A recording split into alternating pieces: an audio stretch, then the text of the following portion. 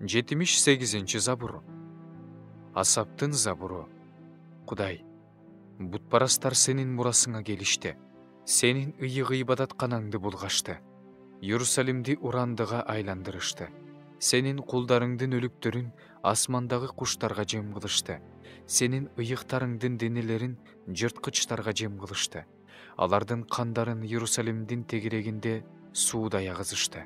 Аларды көмөр киши болгон жок. Биз өз коңшуларыбызга күлкү болдук. Тегерегибиздегилерге шылдың, күлкү болдук. Теңир, качанга чейин ачуулана бересиң? Ачуун качанга чейин от болуп күйө берет?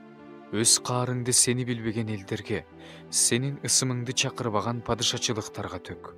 Анткени алар Жакыпты жутушту, анын үйүн кыйратышты. Ата-бабаларыбыздын күнөөлөрү үчүн бизди жазалаба. Бизге кечиктирбей ырайым кыл. Анткени биз аябай алсырап калдык. Кудай, биздин куткаруучубуз, өз ысымың даңталыш үчүн бизге жардам бер.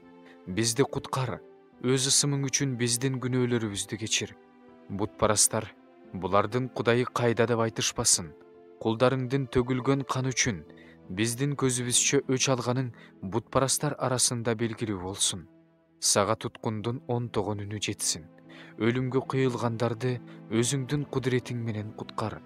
Теңирим, сага акырат келтиришкен үчүн биздин коңшуларыбызды жетесе жазала. Ал эми биз сенин элиң, сенин жайытыңдагы койлоруң. Сени түбөлүккө даңтайбыз.